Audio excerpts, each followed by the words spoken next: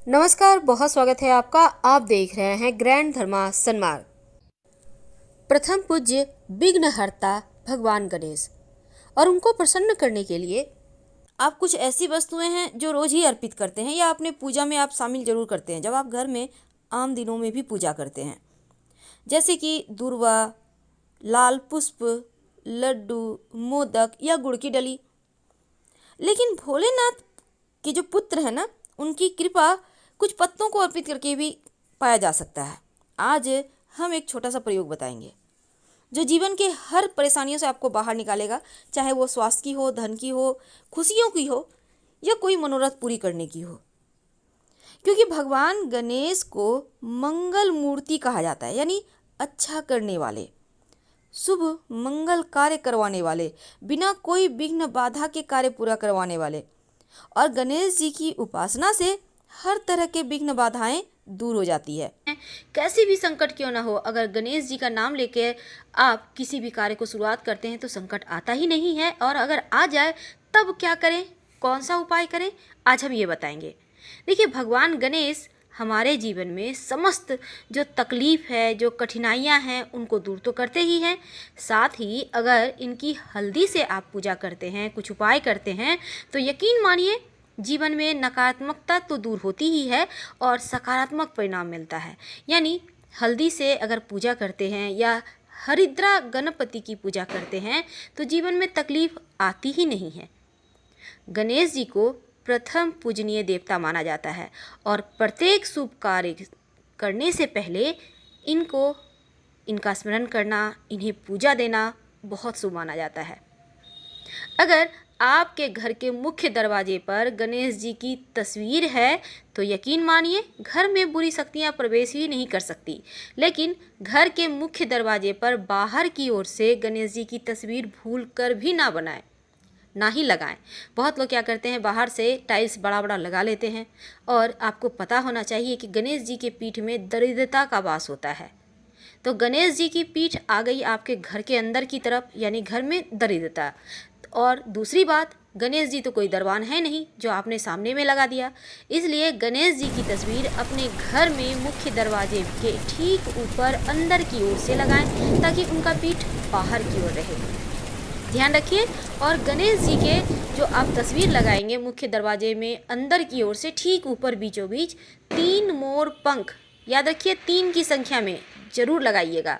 ऐसा करने से जीवन में कोई तकलीफ हो ही नहीं सकती। बड़ा सबसे बड़ा तकलीफ से भी आप बहुत आसानी से बाहर आ जाएंगे। और साथ ही अगर ये इस तरह से आप लगाते हैं ना गणेश जी को, तो आप देखिएगा 1 से सवा महीने में ही आपकी लाइफ चेंज हो जाएगी। करके देखें। और गणेश जी की पूजा करने से घर में सुख समृद्धि हमेशा ही बना रहता है। साथ ही ऐसे लोगों का सम्मान मान भी जीवन में बढ़ता चला जाता है। गणेश जी को अब हम बात करेंगे हल्दी। देखिए, हल्दी उन्हें अर्पित करना बहुत शुभ माना जाता है। खासकर अगर गणेश जी को आप हल्दी से तिलक करते हैं, आप पुरुष हैं तो कीजिए, महिलाएं गणेश जी को तिलक नहीं करेंगी। तो पुरुष अगर आपके घर के जो भी हैं लड़का, वो हल्दी से तिलक करते हैं, अगर नित्य दिन गणेश जी का कम से कम बुधवार के दिन तो करें।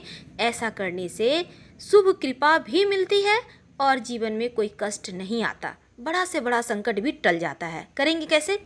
हल्दी पाउडर वाला थोड़ा सा पूजा स्थान पे रखिए, हल्दी से गणेश जी को तिलक कीजिए। अब जो आपके उंगली में लगा रह गया, खुद को तिलक कर लें। हल्दी की गांठ कम से कम 2 या 5 गांठ अगर आप पीले कपड़े में बांधकर गणेश जी को अर्पित करते हैं किसी भी बुधवार के दिन, कम से कम एक ही बुधवार के दिन कीजिए, इसके फल ही बहुत निराले मिलते हैं आपको। यानी ये वाला जो हल्दी है ये सिद्ध हो जाता है। उन्हें गणेश जी के पास रहने दें या फिर धन स्थान पर उठा के रख लें। धन की कभी कमी नहीं होगी, चाहे वो संतान की हो, संतान प्राप्ति नहीं हो पा रही है, शिक्षा अच्छी नहीं हो पा रही है, या फिर भाग्य के लिए। तो गणपति की उपासना से कुंडली के अशुभ योग भी नष्ट हो जाते हैं। अशुभ योग यानी अगर कुंडली में कोई भी दुर्योग है, चाहे वो किसी भी ग्रह के कारण है, लेकिन सिर्फ अगर आप गणेश जी की उपासना करते हैं तो आपके कुंडली के सारे दुर्योग समाप्त हो जाते हैं। देखिए, गणेश जी को आज जो हम पत्ते की बात करेंगे, हर पत्ते का अलग रंग होता है, अलग खुशबू होता है, और इसके अलग रंग और अलग गंध अलग ग्रहों से जुड़े होते हैं। सिर्फ रंग पे मत जाइए, रंग तो ग्रीन में ही सारे पत्ते होते हैं, लेकिन इसके जो खुशबू है वो ग्रह से जुड़े होते हैं, और जब आप उन ग्रहों के पत्ते अर्पित कर देते हैं गणेश जी को, तब आपके वो ग्रह भी मजबूत होने लगते हैं, उस ग्रह के जो दुष्प्रभाव है वो समाप्त होने लगता है। तो खास तरीके से गणपति को अलग अलग पत्ते अर्पित करने से मंत्रों के साथ आपकी मनोवांछित मनोकामनाएं पूर्ण हो जाती है। तो गणेश जी का महोत्सव चला आ रहा है। वैसे आम दिनों में सिर्फ बुधवार के दिन ये प्रयोग करें, और गणेश जी का जो ये अभी अनंत चतुर्दशी तक चलेगा महोत्सव, जन्मोत्सव का जो उत्सव हम मना रहे हैं, इस समय में आप किसी भी दिन कर सकते हैं, अनंत चतुर्दशी के दिन या फिर अनंत चतुर्दशी के दिन तक, या फिर किसी भी बुधवार को। तो बुधवार या चतुर्थी को गणेश जी को ये पत्ते अर्पित करें। सुबह स्नान वगैरह करके गणपति के सामने घी का दिया जलाए। अब उनको सबसे ज़्यादा प्रिय है मोदक, तो उनको मोदक का भोग जरूर लगाएं। और गणेश जी के सामने जब आप दिया जलाकर बैठेंगे, तब आप जो पत्ते हैं वो आपके पत्ते के अलग अलग मनोरथ को पूरे करेंगे। लेकिन उसके पहले एक बात बता दें, आप एक छोटा सा प्रयोग कर लीजिएगा। एक आक का पत्ता, आक तो पता होगा, आंकड़े का पत्ता जिसको कहते हैं, ले आइए। अब इसको धोकर अच्छे से साफ कर ले। देखिए, आंकड़े के जड़ में गणेश जी का निवास होता है, यानी कि आंकड़े का जब पौधा 10-12 साल पुराना हो जाता है तो नीचे में गणेश जी की आकृति बनती है। तो इसीलिए आंकड़े का पौधा का पत्ते का बहुत महत्व है। एक पत्ता ले आए, उस पर सिंदूर, एक सिक्का रख कर गणेश जी को भेंट कर दें। ये उपाय आप घर में भी कर सकते हैं किसी भी दिन। और गणेश जी की जितनी भी पसंदीदा वस्तु है, आप किसी भी दिन उन्हें अर्पित कर दीजिएगा।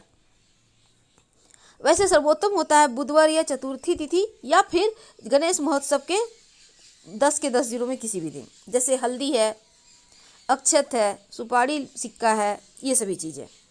तो चलिए जानते हैं आप कौन से मनोकामना के लिए कौन सा पत्ता अर्पित करेंगे। देखिए, उच्च पद की प्राप्ति, यानी सरकारी नौकरी प्राप्त करना चाहते हैं, प्रमोशन चाहते हैं, तो भंगरैया का पत्ता, जिसको भृंगराज भी कहते हैं, छोटे छोटे सफ़ेद सा पुष्प लगता है उसमें, आपने देखा होगा, आपके रोड साइड कहीं मिल जाएगा, अर्पित करना है। और बोलिएगा गणाधीशाय नमः। लेकिन पत्ता कितना अर्पित करेंगे? कम से कम 9 पत्ता या 108 पत्ता। और गणाधीशाय नमः आपकी मर्जी पर, जितने मन उतने बार पढ़ें, कम से कम 5 बार तो जरूर, या जितने बार आपने पत्ते अर्पित किए उतने बार। संतान प्राप्ति के लिए भी या तो 9 पत्ते या फिर 108 बेलपत्र के पत्ते अर्पित करें, और बोलिए उमा पुत्राय नमः। हर एक पत्ता अर्पित करने के समय आपको ये मंत्र बोलना है, उमा पुत्राय नमः। अब जैसे स्वास्थ्य की परेशानी है, बहुत ज़्यादा आप परेशान हैं, तब एक छोटा सा काम करें। बेर का पेड़ आपके आसपास होगा, कहीं भी रोड साइड आपको मिल जाएगा बेर का पेड़, वहाँ से पत्ते तोड़ के ले आइए। 9 या 108, याद रखिए हर एक चीज़ में 9 या 108 यूज करना है। और बेर का जो पत्ता है उसको लंबोदराय नमः बोलकर एक एक करके अर्पित करते जाएं। या तो 9 या फिर 108, बीच का कोई और संख्या नहीं, याद रखिएगा 9 ही ले लें।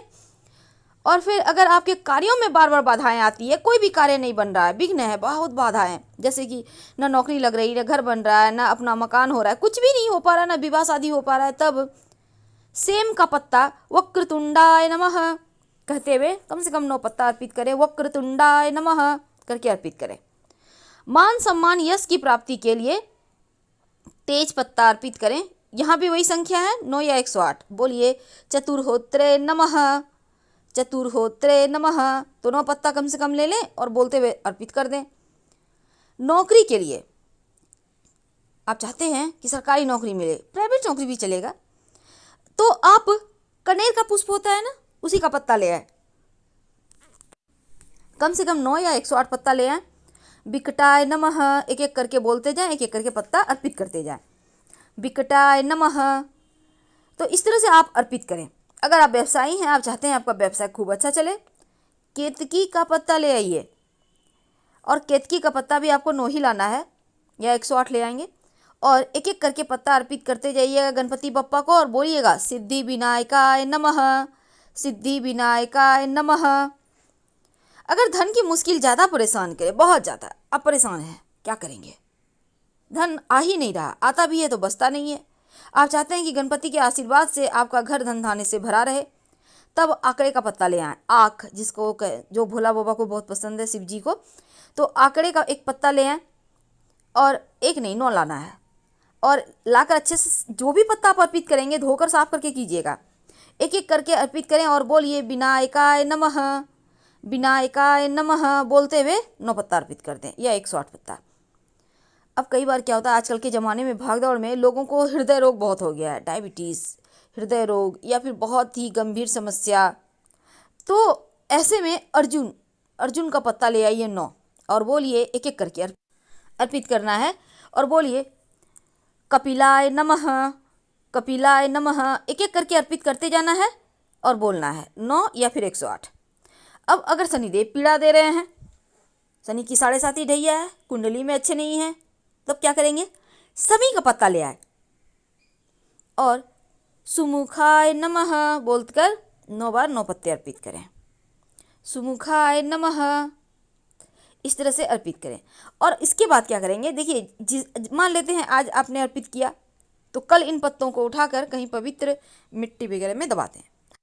लेकिन अगर आपको जॉब नहीं लग रही, व्यापार में तरक्की नहीं हो रहा, लंबे समय से आप मुश्किलों में हैं, कोई भी मुश्किल हो, कैसी भी हो, आर्थिक, शारीरिक, मानसिक, तब आप एक छोटा सा काम करें। जावित्री एक प्रकार का मसाला है, उसके फूल ले आएँ और नित्य दिन गणेश जी को अर्पित करें, और भोग के रूप में, प्रसाद के रूप में उनको अर्पित करना है। जावित्री पुष्प है, उसका टुकड़ा टुकड़ा कर लें और एक चुटकी अर्पित करें, और रोज़ उसको प्रसाद के रूप में आप खा लें। धन्यवाद, हम फिर मिलेंगे।